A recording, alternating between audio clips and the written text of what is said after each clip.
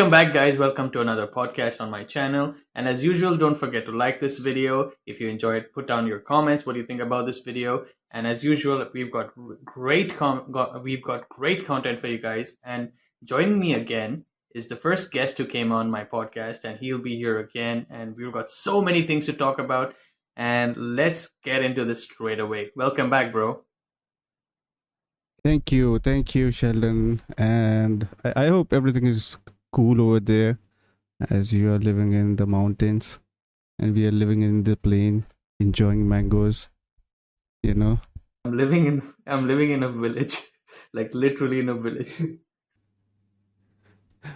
But that's the beauty of living in, remote area or outskirt areas that you get time to be with the nature, you get time to be with yourself, where you can find good peace and then sit around and think. And you are doing a lot of podcasts, you are doing a lot of videos and Instagram also, so I'm pretty sure you get a lot of time to do all of these. Yeah, it's true.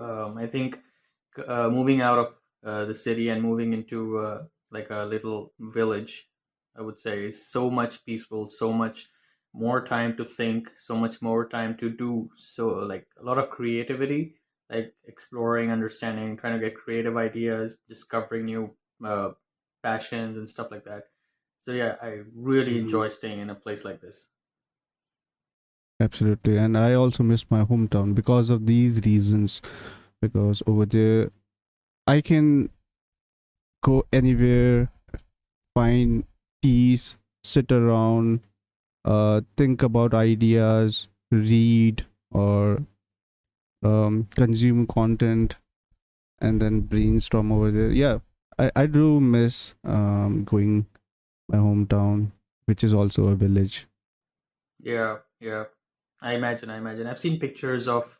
I remember you used to show me pictures of your hometown, and honestly, they're one of the best pictures I've ever seen. Like it looks amazing.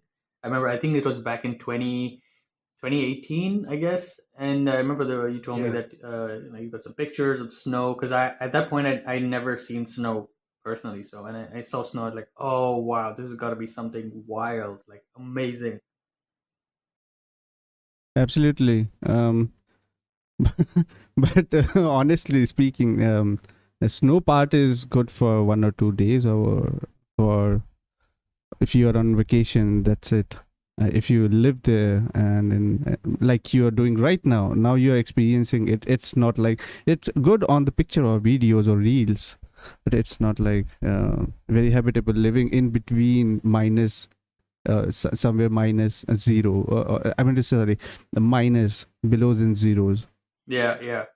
I mean, I enjoy snow, and I agree with you. For me, the most difficult part would be like driving because it's dangerous, and also the first thing you gotta go in the morning, and then you gotta heat up the car, and then you can't put like extremely hot water on the windshield. You gotta be like lukewarm, and then make sure that it's visible enough to drive or something like that. Mm-hmm. Yeah, yeah, agree, totally agree. But while listening to all of these, I came across one question for you. Do you so just think, if you don't have these kind of new technologies and advancement, or if you are in the part of Himalayan region, or even in like Nepal kind of area, where you don't get all of these facilities to heat up the cars and heat up the seats, or you know even get hot water for shower in the morning. Just imagine how our ancestors and predecessors have lived their life around. They didn't even need any hot water for these things. They'll go berserk mode and just take shower in cold, still maintaining a healthy life. I think it's because they were born in that environment. So the human body's so amazing. Like it adapts to your environment like over time. Like especially if you're Absolutely. born there. So you it's like normal for you, like to go out in snow, go out in extreme weathers, and you gotta survive. Like you gotta go to a river in the cold, fish or whatever, and that's part of how they survived. And I guess for them it was normal, but when we think about it, we're like, oh, we've got technology, we got comfort. And for us, we freak out and we're like, oh, their lifestyle must be so difficult. But then for them, it must be like, oh, but this is normal for us. Like if you go to Africa right now and you see the people living in tribes, and we think, oh, it's so difficult to hunt for food. But for them, it's like normal because they do it on a daily basis. Mm-hmm. Yeah. Well, like thinking about this, what I was thinking is, we came across very far. I know technological advancement and all, but slowly and slowly we are losing our edge of being a man, or what we were, or our ancestors were, because dating back, you can say, like a century ago, the people, the physique, the power, and the age they have lived were more, like they will easily outrun any human being in this era. What do you think? Oh yeah, 100%, 100%, 100%. Their physique was incredible. Their physique was so strong. It was not only able to physically, adapt to cold, extreme weathers, whether it's hot or cold, but also if you see the muscles, like again, if you like consider the example of African tribal people, you've got to see it. There are like so many videos and pictures out there. Like if you see their body, it's not very like bulky, but it's skinny. But you've got to see it's like ripped muscle. Their backs are ripped because they use bow and arrow. I remember I was watching this one video where this guy, he's using this bow and arrow, and he's the strongest in his tribe. And it's so strong, his grips is so strong that when he shoots an arrow, it goes right through the deer. It doesn't just pierce it; it goes through the deer. Like you can imagine the amount of strength that he has in his back muscles, his shoulders, his arms. It is incredible. Yeah, and that shows, these traits nowadays you can find in the tribe people, or the tribes who are still practicing the same thing. They are living under the same principle. They are till the day they are hunting their meal. They are not going to supermarket to buy any fish or meat or vegetable. They are growing their own vegetable. They have their own, what do you call this, fish full of ponds. I don't know what it call in English. I forgot. But yeah, the point, what I am saying is, they haven't left the essence of life actually. That's my point. Because when we were kid, we used to hike a lot. I know that's because that's a prime age, or like if you are young, then you can do a lot of things that after 30 or 40 you won't be able to do it. But if you look into these people, tribe people, even they're like 50 plus, they will outrun anyone in modern day society. They can survive in harsh condition. They can adapt any habitat. You just need to leave them. They will survive at any cost. Oh yeah, 100%, 100%. Because it's like it's deeply rooted in their brain, survival, the real survival instinct.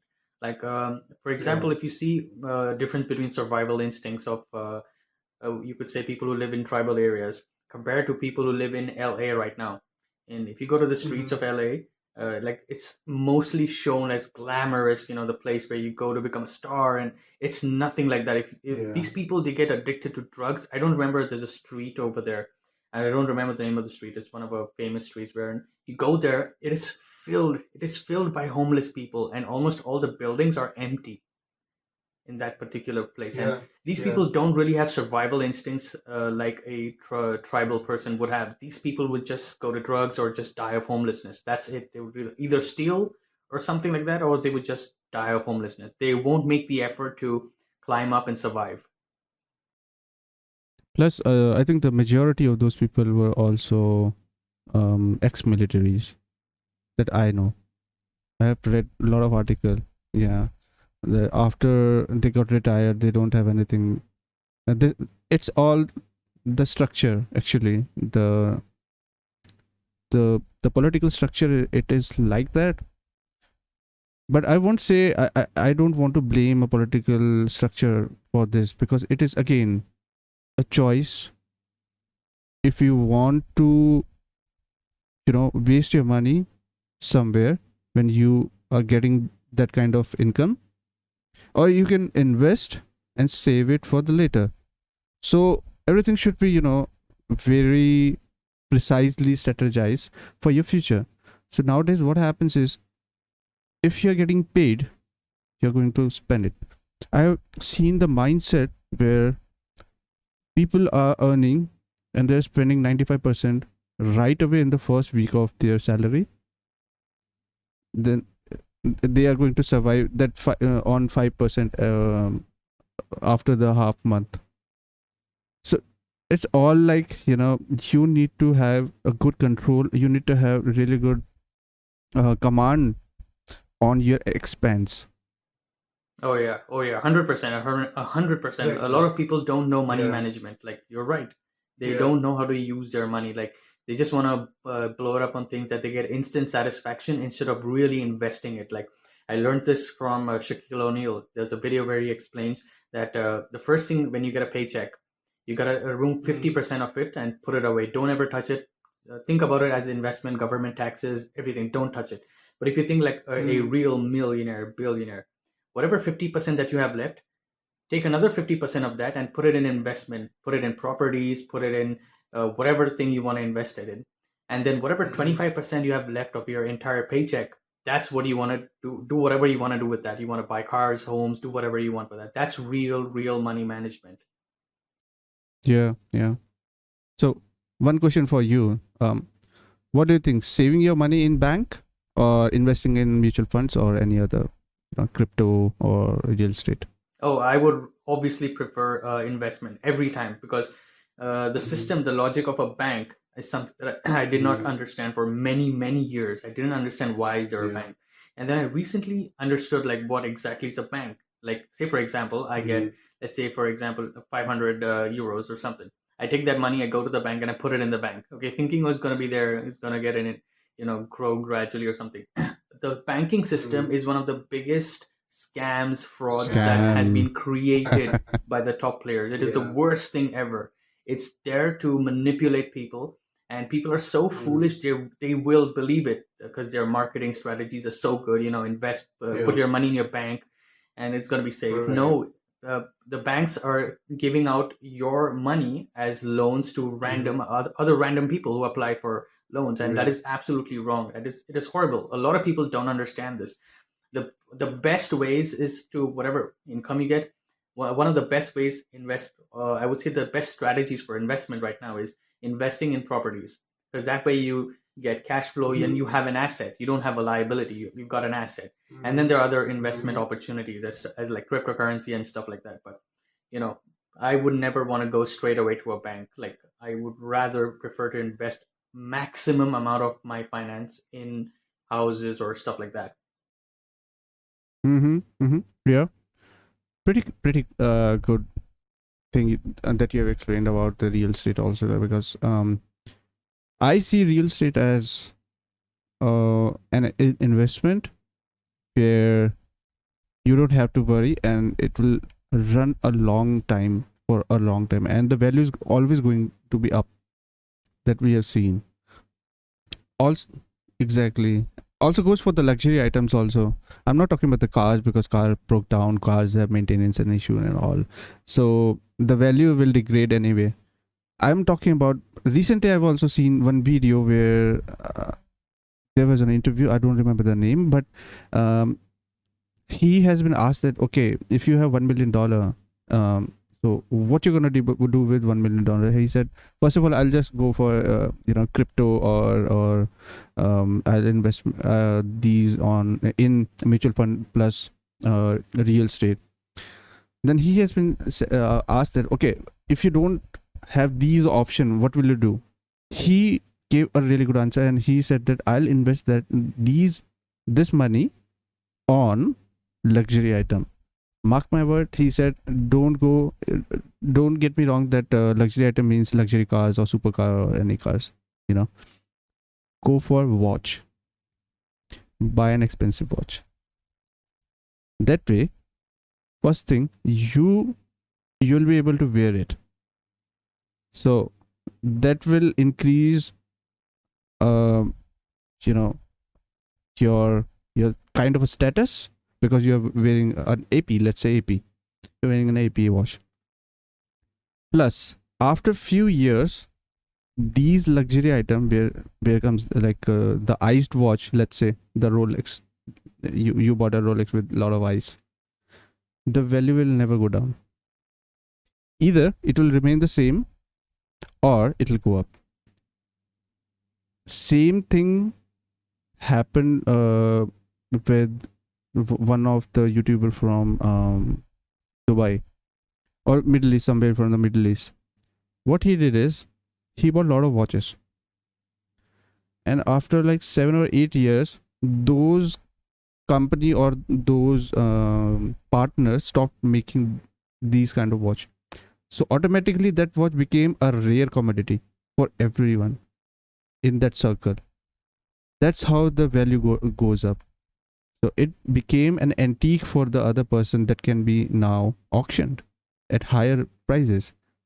So thinking, that's why I asked you this question, that you need to think 10 step ahead what you're thinking right now. Because right now, I know a lot of people say YOLO. You have only one life, so do it what you want to do, but you need to think about your future also, your lineage also, because being a man is not only being masculine or protective or get married, get babies and all.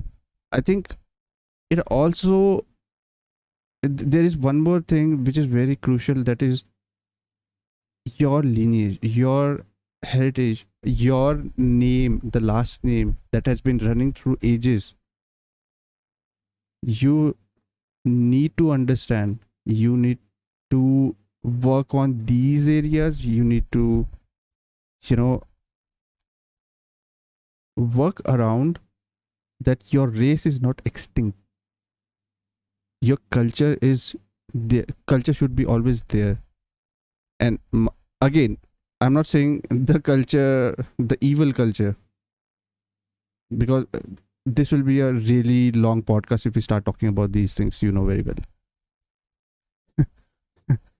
Yeah, there will be a lot of heated conversation also, but yeah, what I am trying to tell everyone is, be smart, think ahead, think smart, do what you love to do, and definitely this way you can earn your name around big people.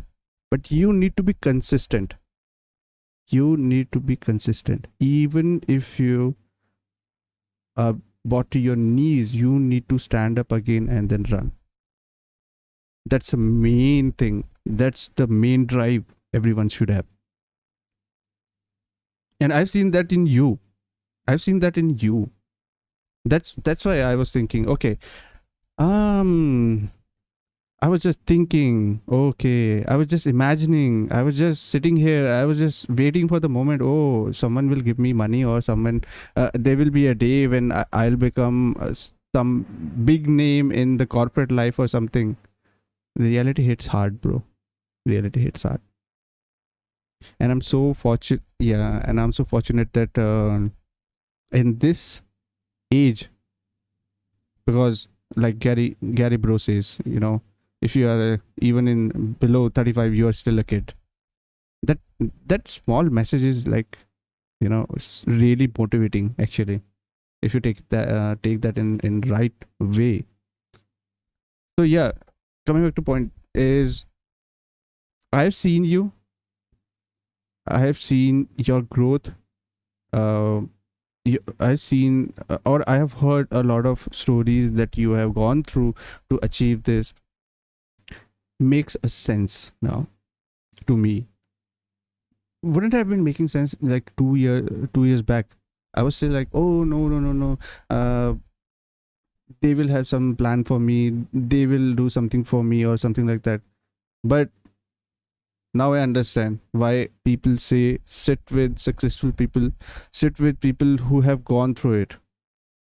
Don't listen to stupid, voices. They will always, they will always envelop you around. They, first of all, they have not achieved anything. If you try to achieve anything greater than them, they will drag you down again. And that's why you need to close down your circle, to whom you talk, how long you talk. These are like keys for me. That's why I started streaming. I thought that okay, I like gaming also, and it, because I am from the art background, that will be beneficial to me. Then I came across, like I, after a long period of time, I talked again with the connected with you, talked with you. uh, I understood what you have gone through. I have utmost respect what you have done till now. Where are you going? And I can vision you, at next level. And that's the drive I was losing. Now I understand that okay, sitting at home and then thinking, oh, tomorrow I'll do this and that, podcasting, or or things will happen when it has to happen. Things will fall. I'll grab it. No, delusional. Fucking delusional. I'm sorry. I don't want to curse, but I curse. But yeah, that's the truth. It's a delusional thing. And crazy. It is. It is. I agree with you. It is. I think when you start. I'm really first of all happy that you realize. Sorry, shook the microphone. I'm really happy that you realized your potential is like infinite. You can keep going and keep doing, and if the more you just say like, I'll do it tomorrow, I'll do it on Monday, I'll start my gym first New Year's Day or something. That's like the worst mentality, and you have to run away from as far as you can from these people. You may have people have a problem with detachment, but it is absolutely okay to detach yourself from people who are pulling you down, who are never gonna participate in your success or your plans to grow personally and financially and every other aspect as well. But it is one true, and it's the best thing you can ever give to yourself. You get a goal, one goal, two goals, three goals, doesn't matter. You can get as many goals as you want. The moment you start working on it every single day, you spend 10, 12 hours every single day, you take care of your health, you eat right and everything, so you only absorb in resourceful knowledge, something that's really helpful, instead of just being like, oh, you should do this, or people telling you don't do this, do that. Just do what you love, and that's eventually 100%, just like you said as well. Gary Vee, he always says whatever you love, if you keep doing it, eventually it will explode and it will be your source of income. And you just got to believe in yourself. And that's the best thing that I've learned from him. And you also mentioned about Gary Vee saying that, oh, if you're 35 you're young. There's another video about Gary Vee that I saw last night. He was doing a show or something, and he said he has a friend of his who told him that, yeah, I'm at 60, bro, I'm at 60 now, so I'm gonna retire, I'm gonna enjoy my life. And he's like, are you serious? You're gonna live till 90? Why are you wasting your life? You gotta live till 90. Why you want to retire? Keep working until you're alive. That's the best part of being alive, that you're doing something that you're passionate about, you're loving. And he was so surprised, and that hit me hard. I'm like, oh yeah, that is so true. You gotta, I personally would keep working until I am physically and mentally able to work. Absolutely, absolutely. So we need these kind of people and this kind of mentality actually for making the society a happy place, or smart people running around you. So that's why now, like I said, now I understand why we need to sit with the people who are already successful, because you always pick traits of them. Like in childhood, your behavior doesn't come from your parents actually. And in childhood, it is driven by the group with which you hang around. Let's say they most of your group with whom you hang around smokes weed, you will also start smoking weed. If they do drugs, you will also start doing drugs. That's why in India it's called sangat ka asar. So I totally agree. Yeah, exactly. I totally agree. And now I started realizing that yes, if you sit with people with the highest status and who talk very smartly, you will pick the traits. And don't worry, the first and the biggest fear of talking with these kind of people is yourself, because you will be the biggest barrier if you want to talk to these high society and high class and you know successful people, because the first thing in your mind will be he is so smart, he is so well educated, or he has so much of degree. What will I talk with them? And you will never talk with them because of these fears. And I have seen people who are going through this phase actually. So, and the best thing is, when you don't get fear, then only you will succeed. If you live in fear, live in hesitation, shy, waiting for them to approach you, no, it's not going to happen. They will never invest their time, valuable time, on you until you approach them. Plus, you need to be very knowledge. I'm not saying that full of knowledge, but you should know what you're talking about. You should do your homework before you open your mouth in front of them, because they are really choosy. If they pick that you are talking nonsense, or you don't know about things but you are in a discussion, they will really politely say thank you sir, thank you boss, I don't have anything to share with you because of limited knowledge, and they will walk away. So be prepared. Be prepared. It's a life hack, a very good life hack actually, who are willing to go into a corporate culture, because I have been in this industry since now it's like 10, yeah, 10 years.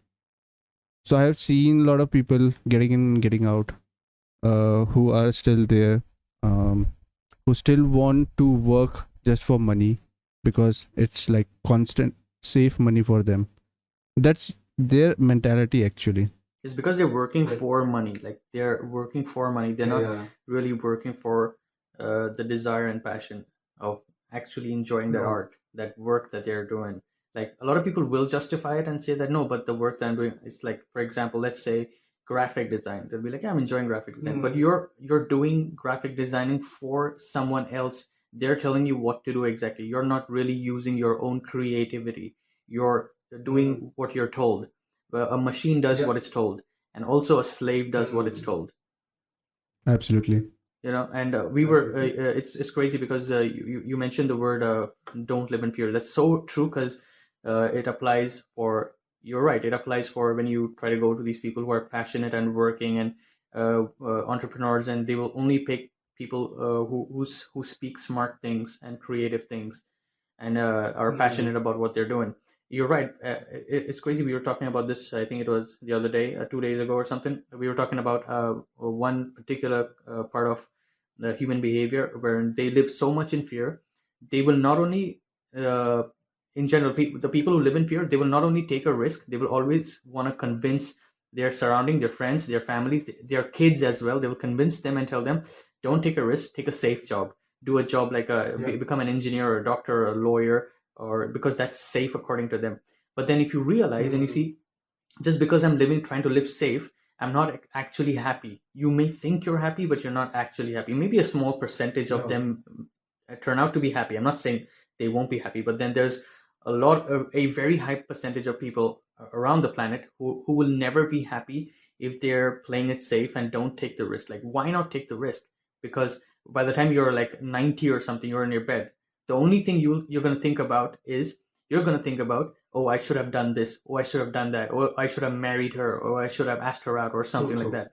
But if you do your whole life, whatever you want to take a risk on, travel, content creation, becoming an actor, or anything, and then when you're at 90 and you're on your bed, you're about to die, you'll be like, I live my life fully, and that is so satisfying. That is really satisfying. And then you actually feel that satisfaction, like, oh, I did it. I tried. Whether I succeeded or not, at least I tried. Because universities, colleges, jobs are always going to be there. They will never stop being there. So it's better to take the risk instead of not taking the risk and regretting it. Yeah, yeah. Again, like you explained, I cannot blame these people by themselves, because these has been in our culture or society from the childhood, and this is what everyone is learning from the childhood. So the mindset is actually very solidified already, that you cannot become someone who is like Ratan Tata. You cannot become someone who is like uh, any big name. You cannot do these. You won't be able to do anything because you are from the middle class or the lower poor family. So you won't be able to earn more than what your father or something family member has ever done, which is so degrading in this new world, because earning money is super easy now. If you understand the flow, if you understand the market, if you understand the industry, you do some research, sit with wise people, get opinions from them. It's kind of like child's play. Why I'm saying child's play? In this era, entrepreneurs, or you can say the area entrepreneurship, is dominated by the young people. How they are doing it? Through social media. Sitting there, like they're doing nothing physical work. They're sitting there and they have creative ideas, innovative ideas, sharing with the right resource. They convert that into visually appealing things, just like graphic designers. And then these things gets sold for thousands and billions of dollars. Those are only ideas. They are just sitting there and doing their mental, what do you call, workout. And after that, there is an output. So getting my point, earning money in this era is so simple. You just need to have a peace of mind, right equipment. I'm not even saying like go for high-end system or high-end machines to do these things. Simple or normal things can be also done. DIYs, you can go to YouTube and check. There are like life hacks, DIYs that save a lot of money also. So you don't need to be super flashy, just like me, to achieve these things. Yeah, but when you are comfortable and your mind is set at one goal, then start investing in these things. Then get more better equipments for your daily needs. That makes your work easier. So that's why I was saying that my days in corporate industries and in these zone are over. I have learned what I have should have learned from my experience and the trainings and lot of good mentors. Actually, I have been around really good mentors, and they have taught me a lot of things. I know when they were teaching me at that time, I was like, "Kya bakwas kar raha hai? Like, what bullshit is this?" You know. But now I understand what they were trying to teach, what their indications were, because I'm not their kid or brother that they will handhold me, right? They are going to guide me. If I don't show any interest or attention, they won't guide me again. So this is this is why it is so crucial to kick this fear out of your life, kick this hesitation out of your life. Be what do you call this?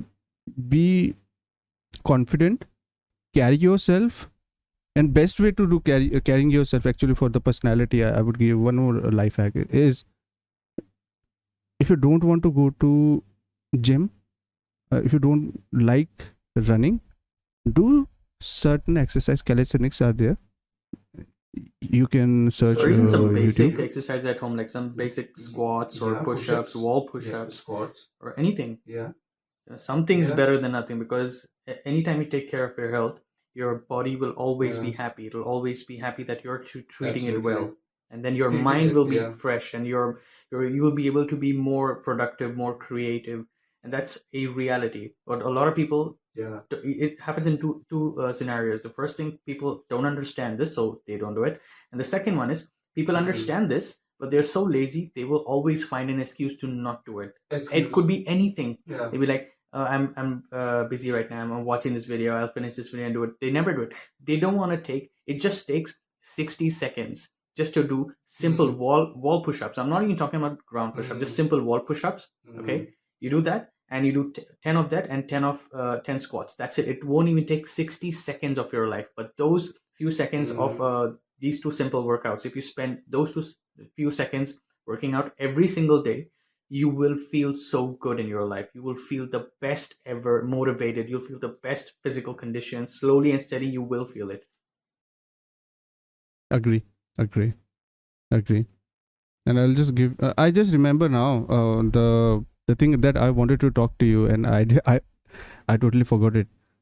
So you were saying that yeah. So it's my story. I just wanted to share this story to everyone who is watching this video, who are watching this video, because I have been through a lot of things that very few people know. I think few things even my parents didn't know, because I feel it was not even worth sharing with them. So it'll just break their heart that I have been through these things. So yeah, remembering those days are like super crazy. So started from my school time. Actually, I was in the 8th grade. So the 8th grade I started smoking cigarettes. 5 months I didn't know even how to smoke cigarette. I used to drag the cigarette and then like yeah. That was so funny. Okay. Then again I introduced that friend circle thing earlier. This was the reason. So my whole friend circle used to smoke cigarette actually, and then I picked up this behavior from them, because in my eyes it was like, oh, super cool. If he smokes, it's super cool. He looks so badass. Yeah, I want to be a badass also. Another thing, they used to make rings, and I was so fascinated. Okay, I want to make these rings also. So I smoked more out of that, you know. So after that I started smoking weed, which is healthy if it is taken in right amount, but no, I was taking a lot of things. I used to do bong, I used to do joints and all. I don't know, YouTube will let us add these names. But yeah, it is what it is. I used to yeah, I used to smoke a lot. After that, I started drinking, and then at the I was in 10th grade. I started drinking also, and not even like I'm not even talking about beer. I started drinking like gin, and uh, rum. I tried, but never suited me. So that's a good thing, or I don't know, indication from the god that you don't need to have rum. So gin, whiskey, and all. I started doing that also. So by the time I have done my higher education, I was super addictive to uh, weed and alcohol also. Any type of alcohol. I used to smoke weed in what do you say? Indian beedi. I mean, it's an Indian cigar. It is called beedi, which is a really thin version of cigar. Really cheap, really cheap. So you can understand how much damage it can do. There is no filter in that BT thing that I am talking about. So I just smoke weed on that also. So I was um, super skinny like skeleton, super skinny. So after that, I moved to new city in search of my college degree. So I came to Pune, which is in southern part of India, from the northern part of India, Himachal. So I came to Pune. At that time also, I didn't got a good weed because and it was not even cheap. It was super expensive in here and didn't even have good plugs through which I could have bought it. So so to cover that area, I started drinking more. I used to be drunk all day. I used to be drunk all day, even in my lectures. I used to drink beer at the rooftop of my college and then get back to in class and then sit there. And then, like, after beer, I used to attend my lecture. So the situation was really out of hand actually at that time. So one day, what happened is I was sitting in my one of my lectures, and professor, there was a lady professor actually. She was teaching us about communication or something. I was so drunk. I started drawing her. I used to sketch. I started sketching her. She got to know that.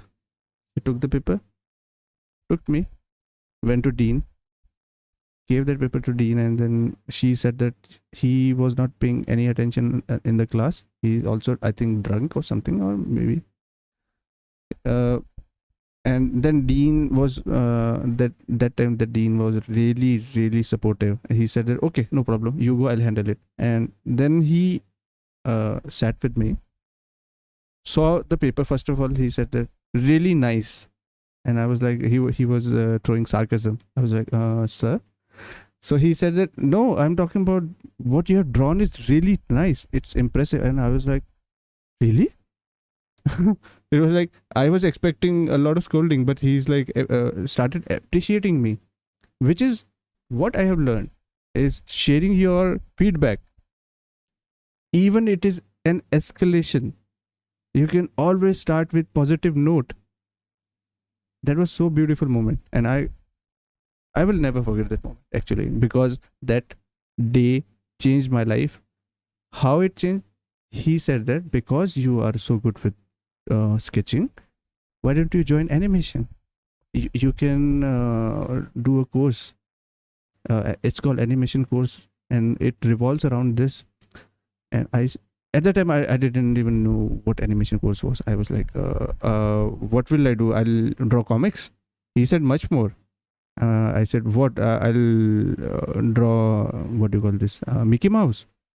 He said, like, sky is the limit.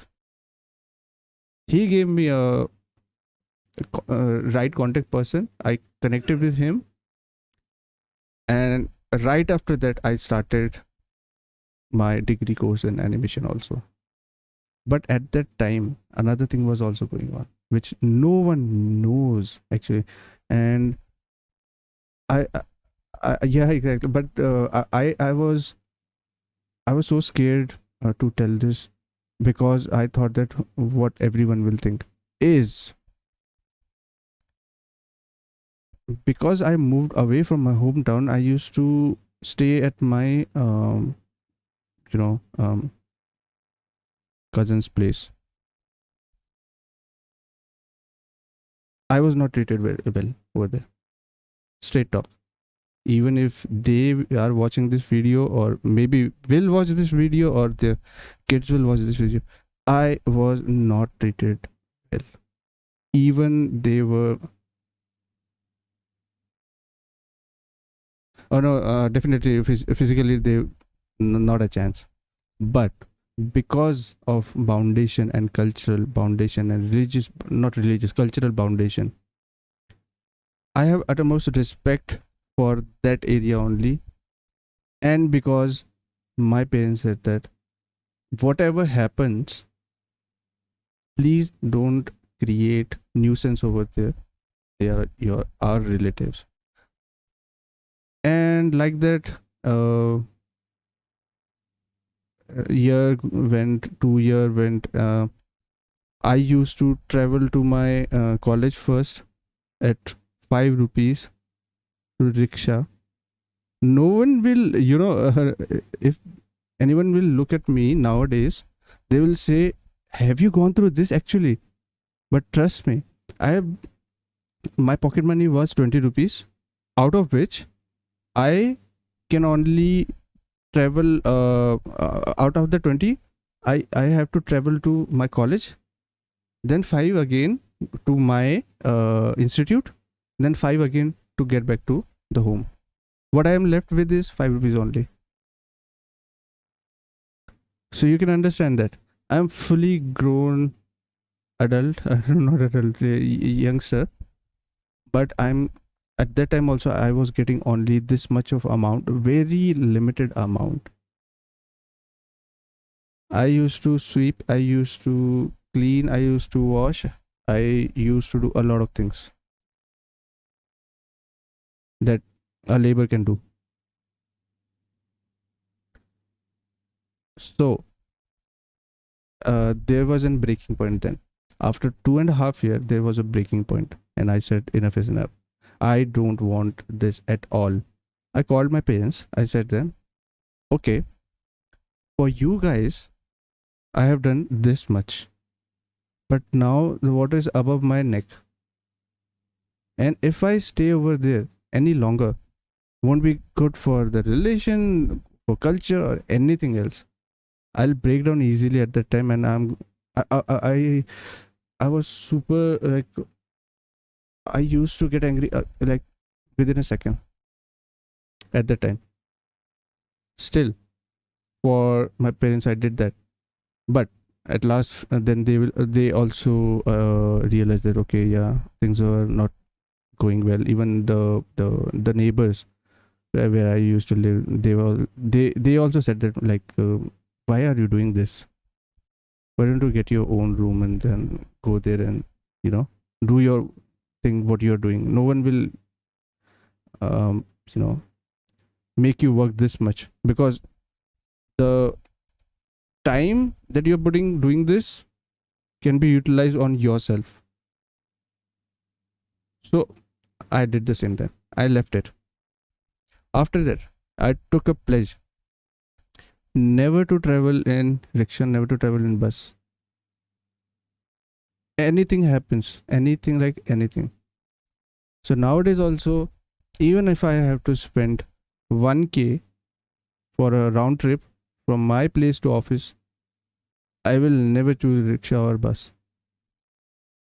Is it because of the bad memories or something? Yeah, but not only bad memory, I took it very positively actually. I have learned a lot from those instance, those time period. I have learned a lot of things, that how people's behavior can people behavior can change, how your own relative can treat you, like ass. Oh yeah, it So absolutely can. I Like said, it's just because you have relatives, like the word relative, it doesn't mean that they will necessarily be nice or kind to you. Like it happens. I'm 100% sure it happens all around the world. Like a lot of people have like really like bad relatives, like really shit relatives. But then you know, and you're right. Like you don't have to endure things in the name of culture. You don't have any obligation to bow down to any certain cultural behaviors. I'll use this word on purpose, like cultural behaviors. Like someone being rude to you just because they're older than you, so they feel they have the privilege to be rude and really mean and harsh and use words that are not really motivating or something like that. So absolutely right. I think your decision to move out was absolutely uh, the best, one of the best interest in for you. Like everyone has some sort of interest, but you probably took the courage to move out. But a lot of people, I'm sure, are still stuck in that situation or a similar situation. yeah. Right. And that's why I always agree to what you say about um I'll call this cultural disorder. Yeah, it is a cultural. Yeah, yeah, exactly. It's a cultural disorder actually, where you want to dominate everything. You want to dominate uh people like an object. You, I don't know how we started becoming this inhuman, but I've seen for the power, people stepping on others' head for position. I've seen people talking shit about them, you, uh just for a little money, people betraying you, and end of the day they are like, oh, this is, so normal. If I haven't done this, then I wouldn't have survived, or I wouldn't have been in this position. But think about it, for being in this position, how many innocent or how many legible people you have cancelled. Would you, at your deathbed, would you be so proud of you while you're dying, that you have done such an horrible things to other people? I'm sure they will, because Definitely. I mean they're mostly like they'll be proud of the fact that they've been dominating. They'll be proud of the fact that they were more like proud of the fact that they are like stronger than that person. They were mentally stronger, that they made them feel shitty about themselves. They made them feel low and small and they are more superior than them. These people have no remorse. They don't regret any of their thing. They don't they And then at their deathbed, okay, they'll be like, my last wish is this, you must fulfill my last wish, which is absolute bullshit. Hmm. I don't know what to say about those things, but but it is what it is. I have learned through. I have never been, I have never always been this flashy or this uh what I am living in, like I don't even know how to portray this, but in a right way, because whatever I'm thinking would make sound me look, idiot. But the thing is, you need to uh experience these things to truly understand the value. Until you are gone through these uh barriers, Yeah. you won't succeed in life. That's why I'm saying, push your fear out, push your hesitation out, talk straight, talk one to one. If you feel sad, if you feel angry, if you feel anything, you need to convey the message. You need to be a better communicator. And saying that, I'm not saying that you should go beat your boss if you are not happy with him, or file a case, because I have seen a lot of news article where employees are not happy with their boss and they are charging FIR on them for all of these. This is happening in this era. Why it is happening? Like I said, you have choices now. You don't have to be in a corporate life to earn money. You can go, if you are a better graphic designer, videographer, or any you have any skill, go to Skillshare, go to Upwork, upload your profile over there, go earn money from there. And the best part is there is no middle cap also. You are getting paid at what you are doing actually over there. It's not like the middle person is there who is going to take a share out of your that work. I think on Upwork, like there is a small fee. They will take a little margin. Margin, like, but it's obviously not as big as you think it's gonna be. But it's like a small fee that you pay. It's not very big. Like I think the last time I checked it, when I was using Upwork, it was, I think for example, it was 20 USD, and you receive 18. Yeah, but that's fine. Okay. Yeah, that's fine. That's fine. And on top of that, I can give you one more hack actually. That I think you have already used that hack and you have your own clients. So what you can do is you can upload your portfolio over there. Okay. Do some work for 1 or 2 clients. Get good feedback, testimonials. Build your own website or get connected through any other social media handle. Get to know them. Understand their pain areas. If you have solution, make it a business module, convert that pain area into a business module, approach them, and then you can start helping and get earned by being a partner with them. Let's say you're a graphic partner, you are a media partner, you are some partner. So the main thing is, at least you need to put your hand in swamp to get that lotus. It's not going to come to you actually. Yeah, that's technically what I did as well. Like you're right, because I did the same thing. First when I started, I didn't have any portfolio, I didn't have anything, and then I like when you're explaining to me, like I'm literally imagining this thing in my head. I'm like, I actually did this. Oh, I actually did that, and now what I do is the video editing that I do, I use that as my portfolio. Like I just show in my Instagram. Exactly. And it just it helps. Like it doesn't always work out, but it helps. It really helps. And it's like a steady growth. So, and you can always improve your portfolio. You can always add more. Right. And like learning doesn't have any age restriction. You can learn anything at any age. It's just one thing. It is the driver that you have installed inside you. How good that driver is. Is he going to push? Is he going to get slow? So that's the only factor that I can think about right now. It's all your mindset. But like a lot of people hesitate to update those drivers. They don't want to update those drivers. They don't want to upgrade those softwares. And they're like, oh no, don't do this. It's not good. Don't do that. Don't do social media. They'll get you. And you cannot live in fear. You have to make you. There is no money. Yeah, I've heard a lot of things like there is no money in social media. You're doing what? Marketing? Are you, what do you call this? I don't know. Are you a dalal, broker?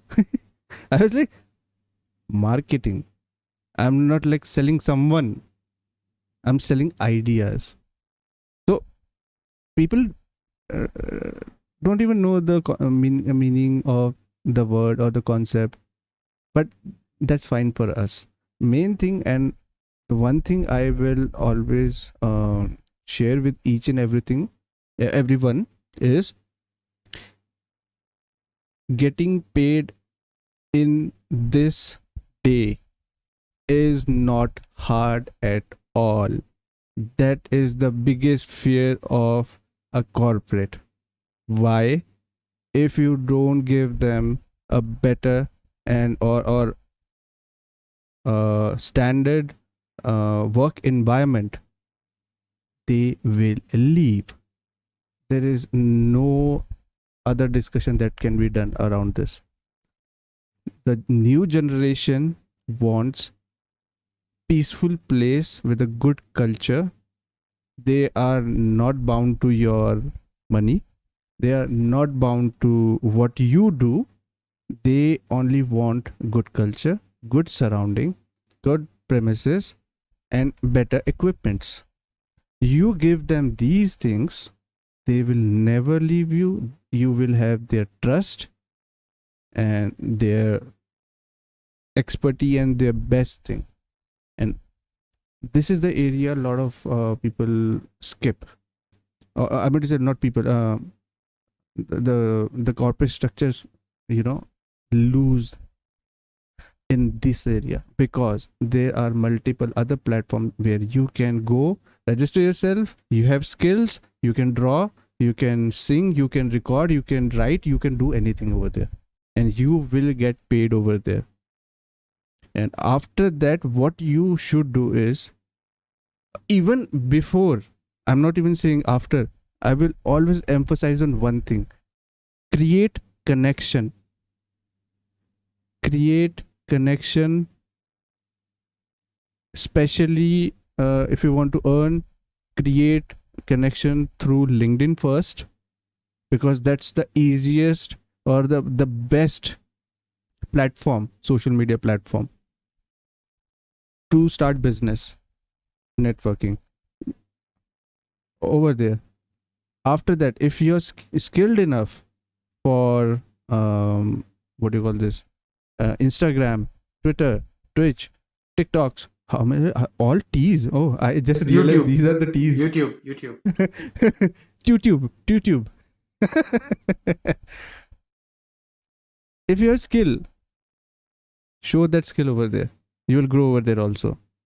So the main thing is connection, networking, connecting with the right person, understanding their pain, needs, showing your skill, helping them out. That's it. Don't charge them first. Let's say they are in need. This is also a trick, actually, a sales trick. It is. I have learned from my seniors. But if you don't want to charge them, don't charge them. Help them. When you have that bonding, mutual understanding and bonding around with your client, they will automatically start paying you in different way. And other different way is marketing you. What will happen is, if you start doing let's call this charity for your client, they will start talking about you with other partners also. So free marketing, you're getting free marketing. In this day, organic audience is hard to find. You always need to go for paid promotion. So if you are getting free promotion out of him, yeah, exactly, and because you are getting free promotion from him, take that opportunity.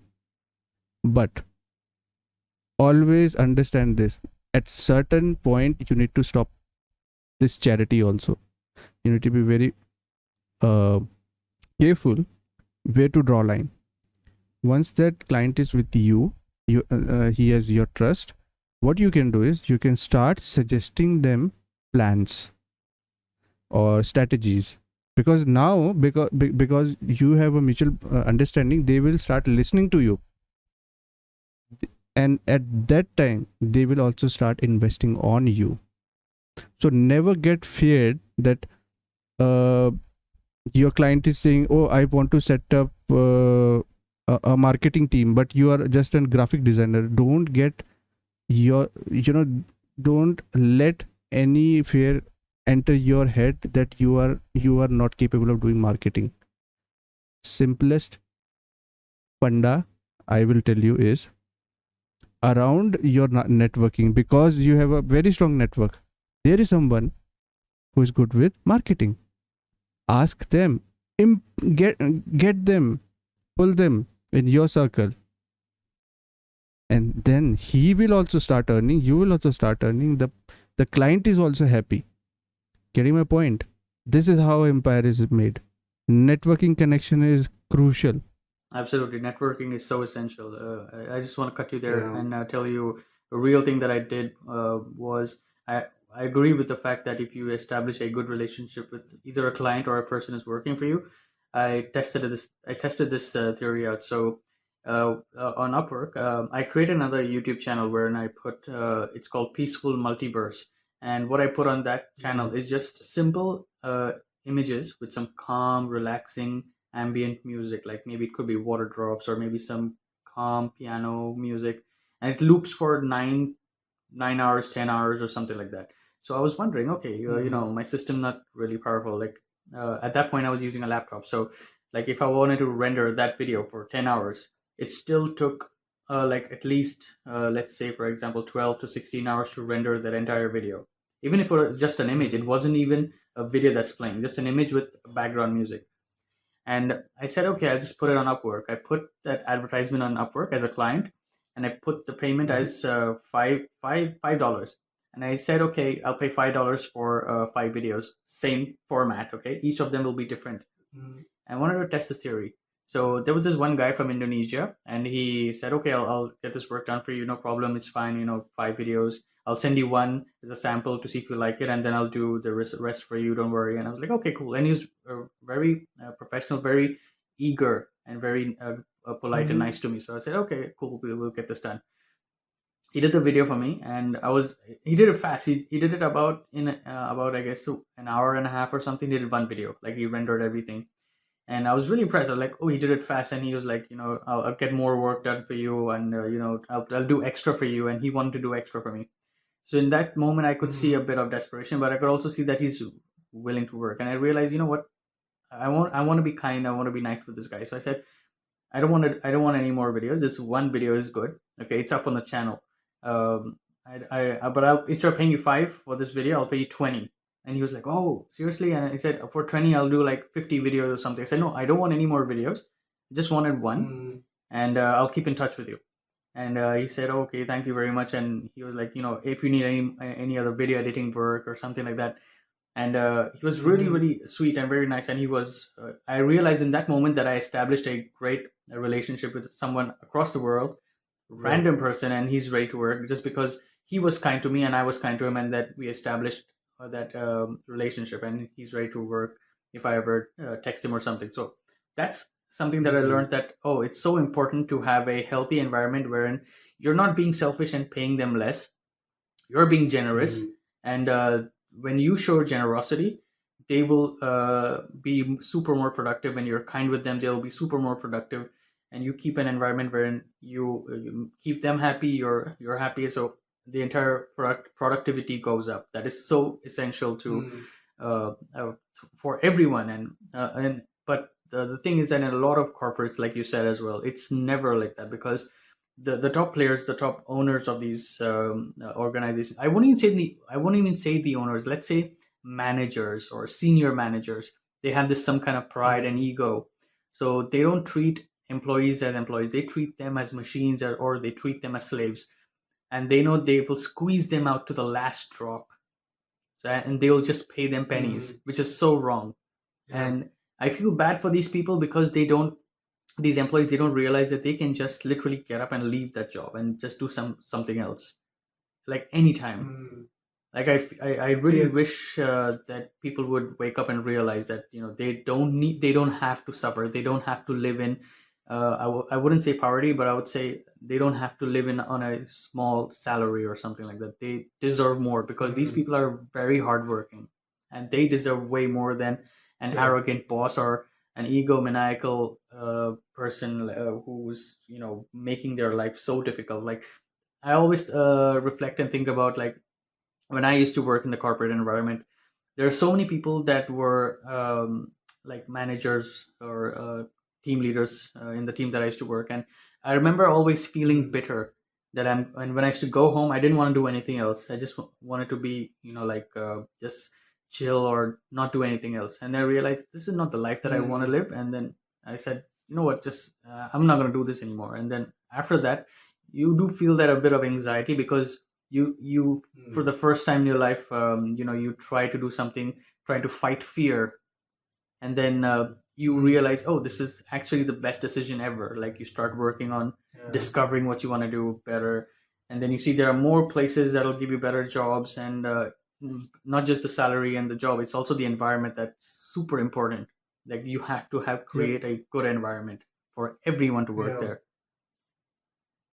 That's the most important thing. I don't know about other countries, but I've seen this in India. They are just working to get paid and then pay their bills. Oh yeah, 100%, Rent, 100%. I agree with you. XYZ It or is so something. true. Like, why do you think the biggest major corporations in the world, they source their jobs to India, like call centers, so many call centers. Literally, I cannot even count. There's so many call centers in India. It could be Amazon, Microsoft. You call them from the United States or UK or anywhere.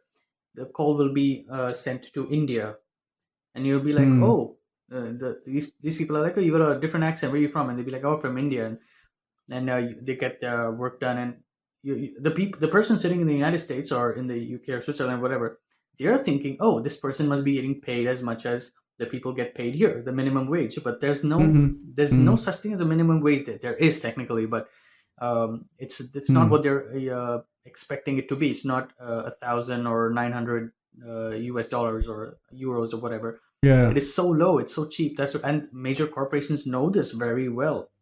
And then they know it. It's because it's all political that they will keep the population under control by giving them very little money. So what happens is if the population tries to fight back, they'll be like, okay, we'll give you a little bit more. They'll just give them like 1 or 2 euros in difference, and the population will become happy again. But for them, it's nothing, literally nothing. Nothing. Yeah.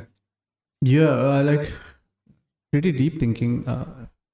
And if we start thinking around these areas, it actually always connect to the links will be connected to each other. The war going on, the poverty line, tax system, people are getting, the poor are getting poor, rich are riching. The rich are getting rich. I know what you mean. Yeah, and it's all Richie, what was that? Richie Rich. The cartoon? Yeah, I remember that. Cartoon. Yeah. So what I'm trying to say over here is, you need to break through this concept that you are not worth, or you are not you won't be capable of doing things that other big people or big names are doing. You need to try. Unless you don't try, you won't succeed or fail. Second thing will be, even if you fail, you are superior to all those people who have never tried it. The failure will give you the key. Actually, the best thing is, more you fail, more keys you will the locks you will unlock. Because with every failure you get one key, the key of wisdom, you can say that. Yeah, or like a learning key. Like you learn from your mistakes. Exactly. And with each key, you are going to unlock a new door, a new possibility, a new area. So the main thing is to break through these shackles, go talk to wise people, sit with them, observe them. If you don't find any kind of people around you, refer to good articles, follow the people who are followed by a lot of people, and the testimonies are really good. So you need to change your thought process first of all. Then only you will be able to succeed.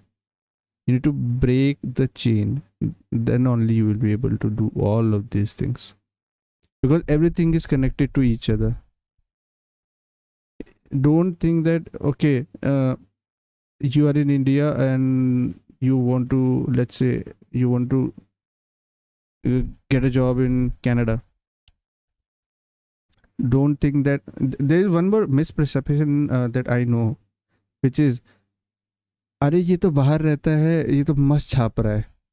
You know that I know that. concept? I know that. So it's like, it's I'll translate that and say it as accurately as I can. Okay, Yeah, yeah. it's basically what I've experienced the moment I left India. So what happened I is, know, I know. That's why I bought this phrase for you only. I've experienced it the amount of times I've experienced this cringe sentence from so many people I know. And the sentence, what you just said, is that the moment you leave India and you go to another country to live and make a better living, you'll be like, oh, you live outside, so your life outside India, so your life must be easy. You must be making more money. They don't realize that if you live, for example, I went to France first. When you live in a country like France, everything is very expensive there. You cannot expect a loaf of bread, okay, to be as cheap as it is in India. It is very expensive. Yeah. By the time you pay rent, you pay electricity bill, you pay water bills, you pay your health insurance, you pay, say for example, your not you. Let's say if you don't even own a car, if you're using public transportation, by the time you pay that, then you pay a grocery bill, you're almost done. You don't have any money left from your salary. And they think that, yeah, they pay a lot, but it's not like that. It's super expensive. Almost everything is expensive here. Exactly. Exactly. That's the point I wanted to.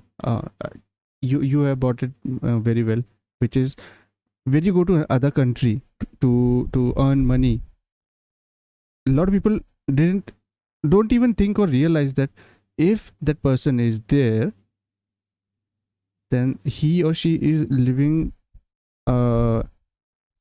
in that area, will have its own expenses, will have its own tax system, it will have its own uh, political bodies who are going to charge few here and there, what do you call this, GST and all, tax and all, so it's not easy. If you even move to Canada, if you even move to USA, if you move to a European country or any other country, you need to put on your best work, then only you will get paid. You need to understand the market, understand the business concept to earn your own money, and it doesn't happen in one night. You need to struggle. Yeah, you need to fail, get up again, run for it, fail, get up again, run for it. I've seen that actually a lot of time, and a lot of people. And you have also said that you also have been in the backyard sales also. Yeah, like garage sales. Oh, those things were fun. I discovered it from Gary Vee, and I was like, I gotta try that, dude. It was one of the best experiences I ever had. And I still remember, I got this at one point. You remember, Pokemon cards were sold for like millions, literally. And I used to go to these garage sales. It used to be held every Sunday. And I went to this garage sale, and I found, after like many months, I found one Squirtle card that's from the original collection. I think it was 1998 or 99. I don't remember. And it was nicely wrapped in a plastic. I still have it till this day. I'm like, oh, I'm gonna keep it instead of just selling it. I'm gonna keep it for a long time. Exactly. Yeah. But that's the point. What I wanted to pull out and share with whoever watching this video is, it is when you move on to a new country, when you move on to a new place, it comes with their own expenses and uh, tax system and political system and all economical system. So don't ever think that if you're working in Dubai, oh, he is printing money, or he is getting paid in dinar, dirhams and all, which is superior to other currency. It doesn't work like this, actually. It doesn't. Absolutely not. No, it's Yeah. a very different. I mean, you have it's because these people don't understand. I think one of many reasons why they don't understand is because they themselves never travel. They do not travel outside their comfort zone. Okay. And if I've also had people come and telling me, like, how did you do it, how did you go there, what are the documents required, visa and everything. And I explained them everything. I told them, this is one of the ways you can do it, this is another way you can do it. I explained them. these people still don't travel because they don't want to make the effort. They don't want to do the paperwork. They don't want to do that. And another reason why Nah. these people will never understand is because they have no self control over their finance. Basically, they don't want to make the effort to save that much money and collect it to buy a flight Yeah. ticket, pay for the visa, sure, a certain amount of balance that you have to survive in that country. They don't want to do it. So what they do is they give up, and then they just give an excuse, and they say, you know what, I'm just happy with my life. I don't want to go outside India, or I Yeah. don't want to go outside my home country. They will just hang around with the poor people. Not like, I'm not saying the poor people like who doesn't have money. I'm just saying poor people who doesn't have a better knowledge, a better wisdom, who cannot share their opinion, or doesn't have anything to bring value, even if it is a conversation. They will be like, always, like yesterday I was talking to you, and there are people who will be like, how do I look? Wow. Okay. Do you want to go there? Yes. Let's go there, but I don't want to go here. And he'll be like, oh yes. You like pizza? Yes. You like pineapple on top? Yes. Oh, I don't like pineapple. Oh no, no, I don't. So, getting my point, there are people who are, only stuck around you to just make you feel good. Get rid of those people. Go away. You need to find critical thinker and a person who can always share positive feedback with you, even criticize you. I would say the criticize thing is very important. Yeah, constructive criticism is very good, like especially if it's No, done good way, not plus you even take it good way. constructive. I would say not even constructive. Go bully them. Oh, you're going the hard way. Okay. I'm just kidding, huh? I know. After listening, a lot of people will look. Oh, what the hell? Who is this? I'm just kidding. I'm just saying constructive feedback is very important. But for the thick-headed, you need to bully them in good way. Don't punch or hit them, not physically. It is quite interesting, like when because all this thing that we're talking about is access to knowledge that helps you grow, travel, do business or whatever.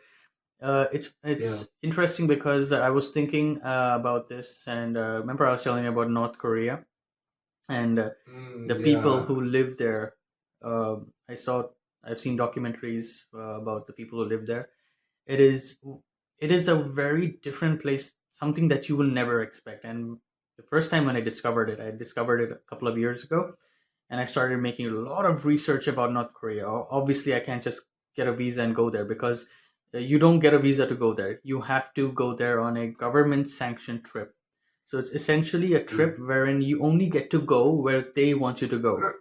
You can only visit and see places they want you to visit and see. And at all times, you're always going to have a translator and one of their guards. You cannot even leave your hotel to go and explore out alone. You're always going to have these guards or these translators with you because it's like it's very famously known as a hermit kingdom, where they're the most secretive country in the world.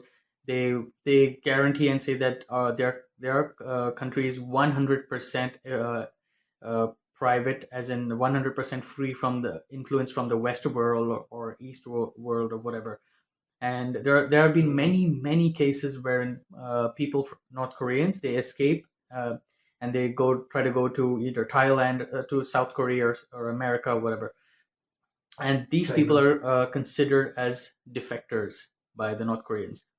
And these people actually give interviews and say that this is the life that they were living. It was absolutely miserable. Like day in day out, you have to worship their leaders, Kim Jong family, Kim Jong Un, Kim Jong Il, and everyone, all of them.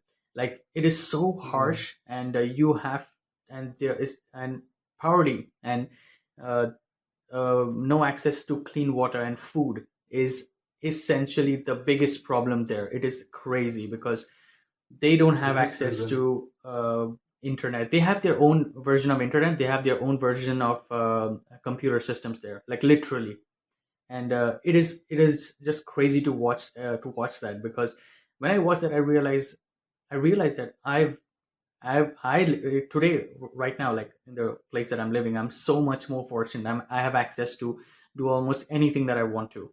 But over there, you can only do things that is beneficial for the state. State, that means North Korea.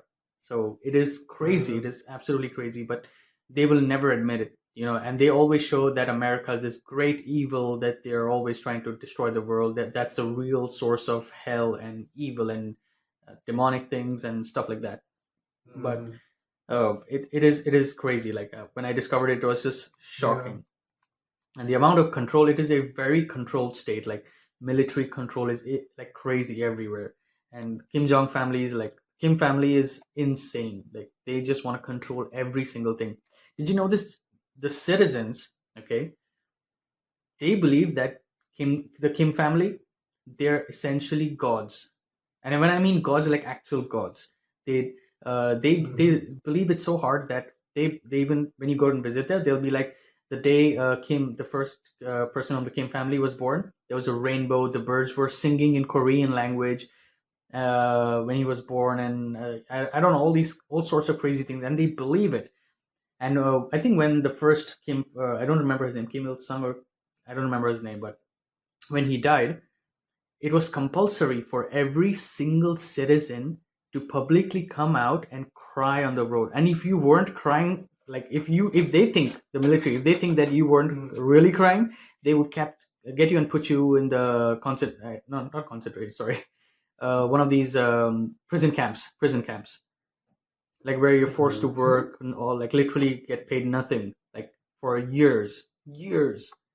And if you try to escape, and if they find out that you escape, your family back home in North Korea, they'll face problems. They will be sent to these prison camps.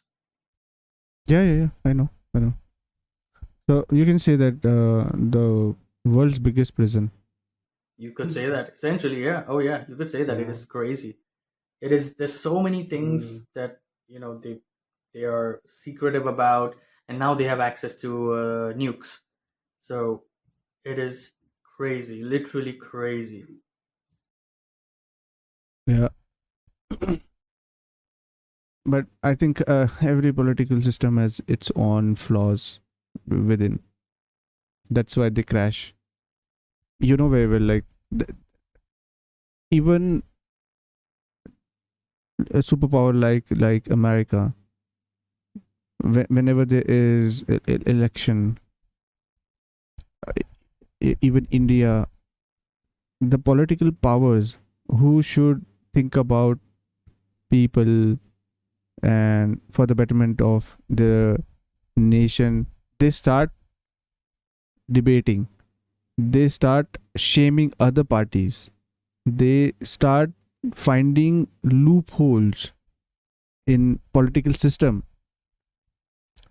So understand this, if they are not uniting with each other, how would you like even think about after getting elected they are going to work for you? Yeah. But that's the reverse. The people don't really realize that.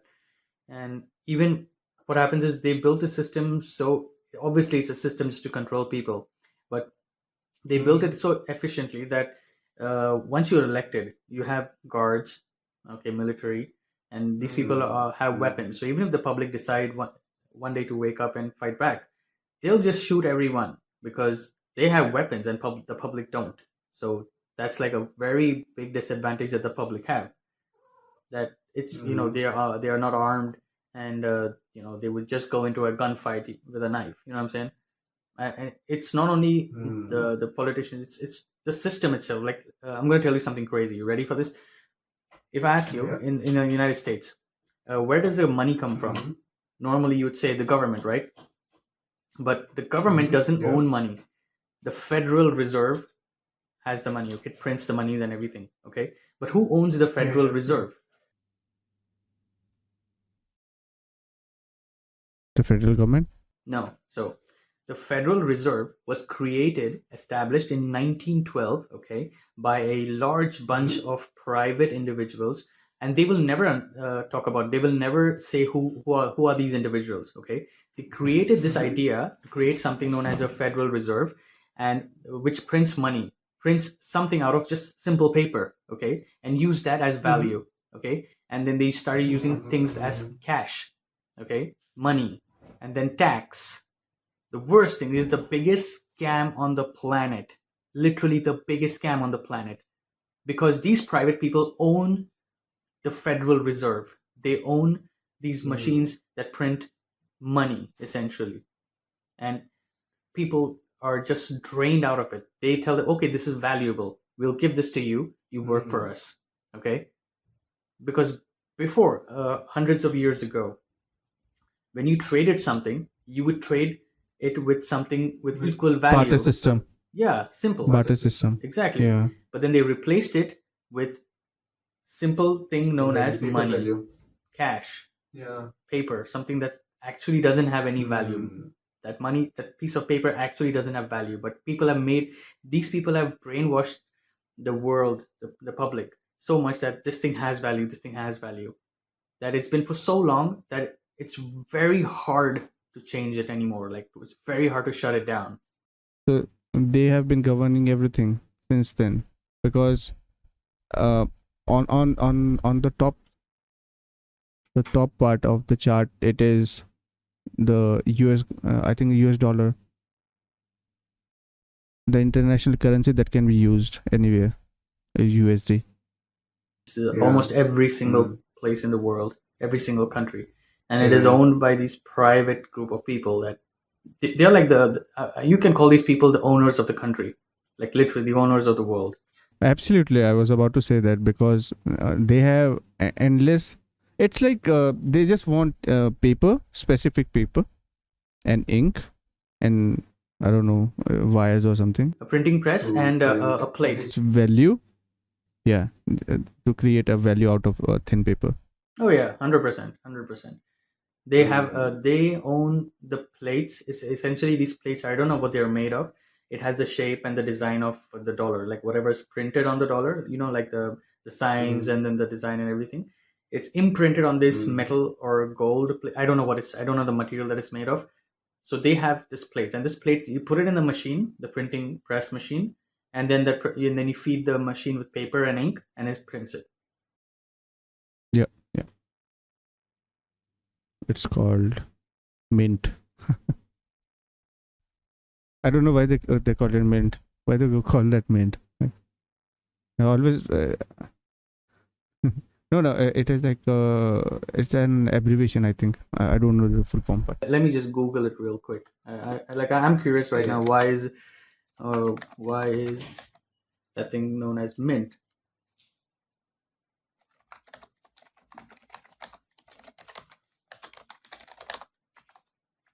Gotta check it out. So, okay, the origin of the word mint is described in the manufacture of silver coins at Rome in 269 BC at the temple of Juno Moneta. This goddess became the personification of money, and her name was applied both to money and to its place of manufacture. Okay. Yeah. Childhood was like mint. It's polo mint. Yeah, like breath mints. I think I used to eat after smoking a cigarette. That's what I used to eat before going home. Yeah. Childhood memories, yeah, exactly. I used to wash my hand like 5-6 times before entering my home. I used to remember. I used to carry with me, what's that called? A sanitizer, the one that had fragrance. So I used to take a sanitizer and I used to get these little miniature perfumes you could put in your pocket. I used to take that, spray it all over, and then I would eat something. Probably most of the time I would eat something like spicy, like a bag of chips that were really spicy, and I would eat that. So it kind of like it smells disgusting when you eat it. After you eat it, it smells disgusting on your breath. So it masks the smell of the cigarette. I used to have this perfume also, small perfume, and then whenever I come back to home, I used to spray it. So the scent of that perfume was literally like a smoked tree. So yeah, so my parents knew that I have this perfume that smells just like a smoked something tree or ash or something, burnt something. So they never question me. Oh, you have been smoking, because it blends with the cigarette fragrance so great. I forgot the name of that. I used to have that a lot of bottles around me. I think almost every person who would like I would say essentially a teenager who would smoke and try to hide it from their parents or family. They would try to come up with strategies, like different strategies to mask the smell or stuff like that. So and I think almost everyone who ever smoked has tried that technique. Yeah, yeah, and especially if you are in Himachali and like from the north, uh, the whole India know that where best weed are grown. It's the northern part of India, and if you live in that part, they will always say like, "Oh, you're from Himachal, so you smoke weed, right?" Oh, it's like isn't that like the most what's that word? I'm trying to look for that word with stereotype. Isn't that very stereotypical? Just because you're from there, like for me, there's like two things. Because I'm from Goa and I'm a Christian. I mean, because I was a Christian and I was like my family roots in Goa. Oh, so you must be drinking beer. Everything must be allowed in your family. I'm like, what? And they would say this to me when I was even like before I turned 18, like as if the Christian people would just voluntarily give their kids beer or anything to drink, any kind of alcohol. Yeah, exactly. It will happen. It will happen. Same happens with me or any other, especially boy, a male. If you're from Himachal and you visit any other place, definitely they will be like, "Oh, you smoke weed, right?" And whenever you go to your hometown, bring some for us. Like, how how do you even get the audacity to ask me that? Okay, whenever you go home, you bring it for me. You need to smuggle it. I don't care if you get caught. You need to bring the weed. I will bring weed for my friends or anyone whom I want to smoke with. By they think that bringing weed from Himachal to any other state is super easy. It's not. It's not. And if you get caught, then definitely you'll be popular on television, newspaper, and everywhere. And you don't want that. I think remember I It's remember you bought some and you worse than smuggled getting it. arrested. I think you put it in your camera or something, right? Yeah, The yeah, battery yeah, of your yeah, camera or yeah. something. No battery. Yeah, yeah, yeah. That's super smart. Y- like, I like you said that okay. Whenever you are coming back, let's smoke together. I said yes. This is the person I want to smoke with, so I will definitely bring weed with me. So now the challenge is how will you? Because there is like crazy amount of checking. Okay, so I had this expensive camera with me, the DSLR. So what I did is I removed the battery part. I stuffed no before even stuffing that weed, I wrapped around foil paper because I know foil paper will reflect the X-ray vision. I don't know if it does or not scientifically, but at the back of my mind, because it the foil paper can deflect the radio waves, then it will just reflect the X-ray rays or all. I don't know. So what I did is wrapped it around foil paper, pushed it into my camera because it is also an camera which is composed of lot of other metal and plastic. No, it won't be detected by the system. That's my thinking. I never uh, tested it or I have never seen anywhere. So what I did, Quick fact, I quick pushed it fact, quick and fact. I literally just Googled it right now. As you're telling me the story, I literally Googled it. Can foil paper, aluminum foil, can it hide? So yeah, X-ray machines cannot detect anything that's wrapped in aluminum foil or metallized film. So yeah, so you were safe too. That was a good way. so you can say they're nerdy. The benefit of being nerdy is this. So that's how I, you cannot say smuggled, because it was a really small amount. It's just for me and Sheldon to have. And then trust me, we had 2 or 3 days, best 2 or 3 days. Best uh, time, best time. and I was sitting at my place and he was sitting looking at each other and smiling. I think that was the most. That was the best day because I was extremely productive, extremely focused. I remember. I remember. Yeah, exactly. You were like, bro, I got something. I'm like, what do you mean? What did you get? And then you took me. We went into the bathroom and you showed me. I was like, really? Can we have it right now? And you're like, hell yeah, let's do it. And we went down to the parking, which was near the well, and we just like Yeah. quickly because that was the only spot that was hidden away from the camera. So we went there and we smoked up, and oh man, that was the best trip ever. Like it was insane. The fun. They were so funny also. But yeah, like we were not that crazy high that we didn't knew anything or we are tripping.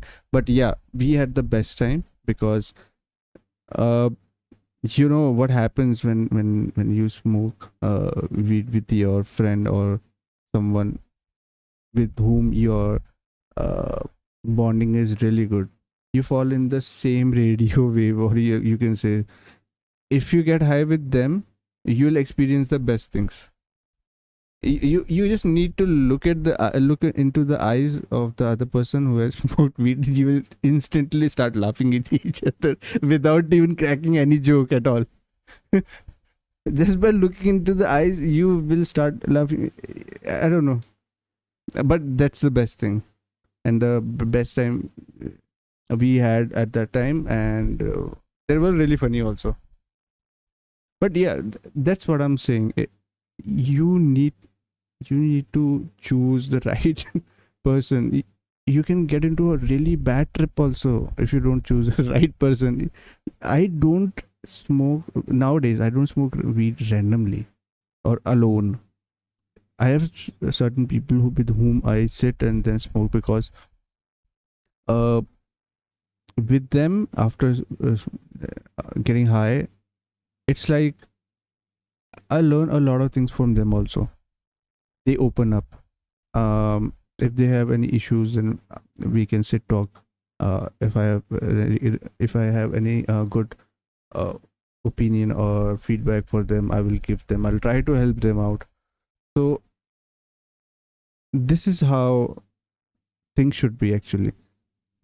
When I was in school, when you get to get high or drunk, that I don't even want to remember those days. I was like, that those were the craziest thing. And I'm happy that it, it it was just in the past and didn't happen for a long period of time. There was a right moment at which I decided, okay, I want to leave this state and want to pursue my career in another state, and then I moved to Pune, and then few months, a few years later, I started taking care of myself. Started going to gym, gained a lot because I was super skinny. Now I'm better. But that's good, dude. Like like all these experiences helped you. Yeah. It helped you change, and you took the Yeah. right decisions to change your life. And I think everyone should do that. Changing their life in the right way. Exercising and taking good care of your health, and doing productive things and doing something for yourself. That's the best thing that you could ever do. Absolutely. I think we have given a lot of insights about and tips and tricks and hacks around corporate thing, education system, and we don't want to pull this podcast too long, because Yeah. what happens is, we if these are few topics which which is very sensitive. First of all, nobody wants to talk about this. I'm pretty sure, and there are few people who have talked about these things and got cancelled. So we need to be very careful about what we are saying and what we are talking about also, right? No, but Plus, I think this topic is super. you can speak about it, like because if you use the right words, you won't get canceled because you're using the right words. But like you mentioned earlier in the podcast, you said we shouldn't live in fear. So don't have the fear of this, because there will always be other platforms. Like take for example Joe Rogan's podcast. The things that he talks Mm, about, he has yeah, established it on another. See, originally his podcasts go on Spotify. Okay, absolutely, if you, absolutely. and then he Yeah. puts it on YouTube. But say for example, if Joe Rogan gets canceled on YouTube, okay, there are gonna be so Mm, many other platforms that are gonna offer him that. Because say for example, absolutely. Andrew That's what I Tate, was also going for. yeah, he now does it on Yeah. Rumble. So, and Rumble Yeah, is yeah, yeah. completely Rumble. okay with the Yeah, things he talks. yeah, fresh and fit also. I think are podcasting on Rumble. Plus, Sneeko is also on Rumble. Yeah, everyone is Rumble. Yeah. No, why I'm telling this is, first of all, I think it's already 1.44, Yeah, I was about to 1 say hour the 40 same thing. 44 Like we're minutes. at almost two Yeah, hours, but it's been yeah, and pretty good. The session was pretty good, and we can always do absolutely, other sessions. absolutely, absolutely. And why I'm saying this is because these topics we both can talk unlimited, unlimited, especially because we don't want to, use wrong word and hurt others feeling. We need to be very careful about those also. So we need to choose our word very carefully and also set the context at the end of the day. So you should also get benefit out of this podcast. It's not about my thoughts and his thoughts. Actually, these are few facts that has been proven by other big institutes and research centers that we are talking about. And also, we want to add value to your life. We are not getting paid at all. We are not getting monetized at all. We are still kind of a small and growing right now. We just want to share few facts with you guys, so you can also understand and try to help other person who are in need. You can always work on yourself first and then start helping others. So the main point, or you can say the crux of talking, is don't ever get feared of whatever is going on. Speak yourself, speak,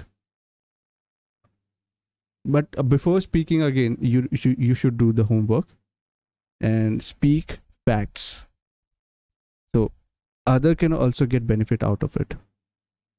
So our main aim, Sheldon's and mine, is to share as much as knowledge with you guys, with our personal experience, what we have gone through, so you can get an essence of what could have been done.